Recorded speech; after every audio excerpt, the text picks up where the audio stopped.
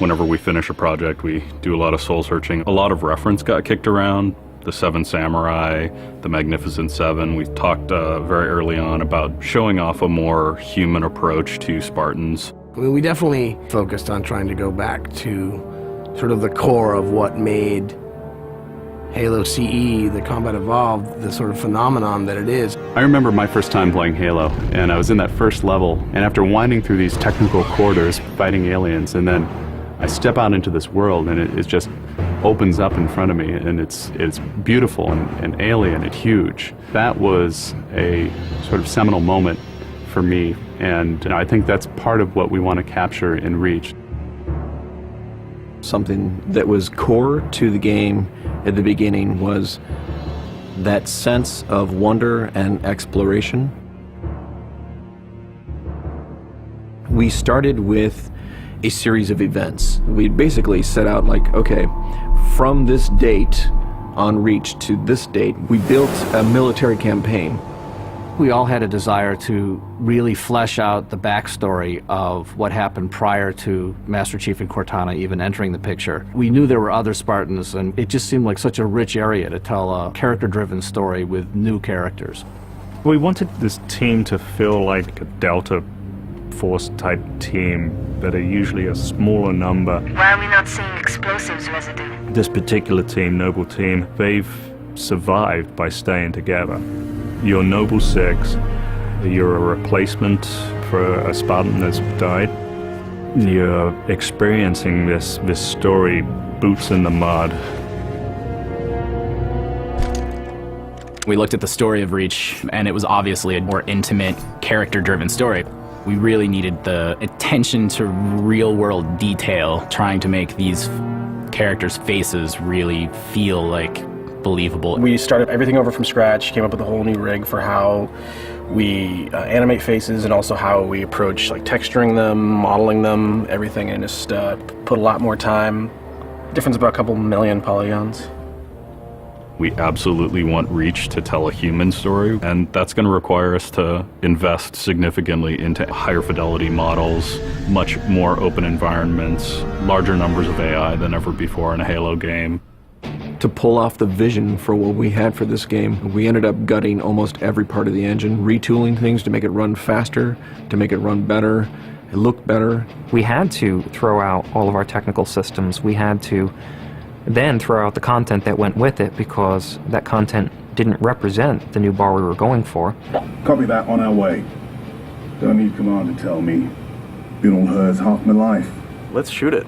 We've got a great team of guys, and they could take motion capture and they could make the poses way more dynamic, way more expressive. Those changes bring out the life, they bring out the style of our characters. We had probably 4 times the amount of polygons to play with this time around, which gave us a lot more freedom and creativity in what we wanted to achieve. When you look at total engineers that are actually putting code that are actually affecting this game, I mean, it's massive, 30+ guys. It's crazy. When you shoot a rock face, you'll see sparks, rock chips, dust. In Halo 3, we had a maximum of 100 colliding particles. In Halo Reach, we have thousands. We've got much more customizable Spartans than we've ever had in the past. The number of polygons we can draw at one time has skyrocketed. It's changed the way we build things up close as well as out far.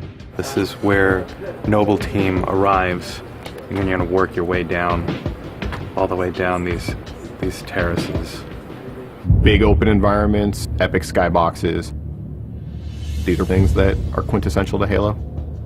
Like, we're building a planet that exists 500 years from now. We want to build spaces that you want to explore.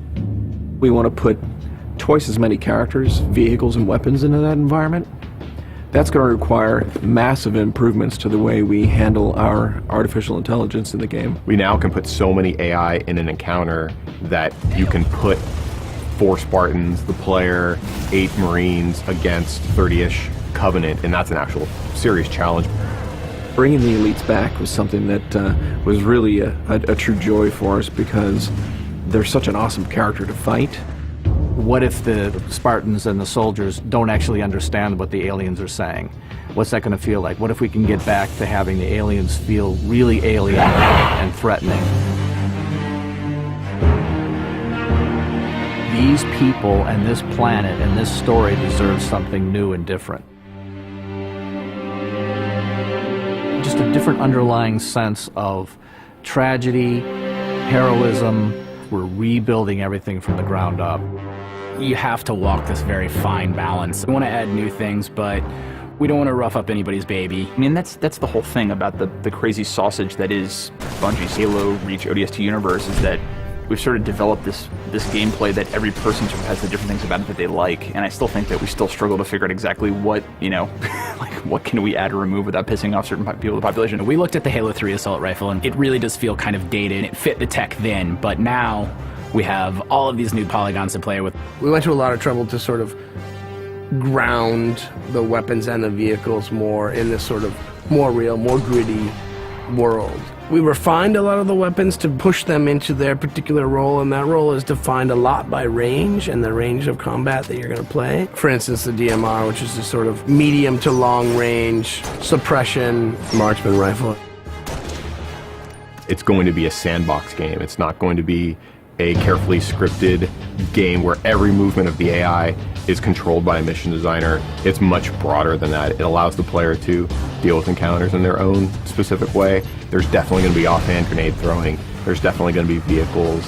There's definitely going to be a large number of weapons that are incredibly powerful, incredibly accurate, that allow the player to feel like a badass. Now, if you melee him in the back of the head, like you really mean it, you're holding down on the button, and you will launch into this more elaborate animation sequence. It's going to be a very different campaign experience for people overall. We're doing stuff in the campaign that people absolutely won't expect from a Halo game. Bigger battles, brand new cast of characters. An incredibly ambitious game. Every neuron in my head is firing with just reach, reach, reach. We knew from the beginning what the end was going to be. This is the definitive Halo made by the people who created Halo.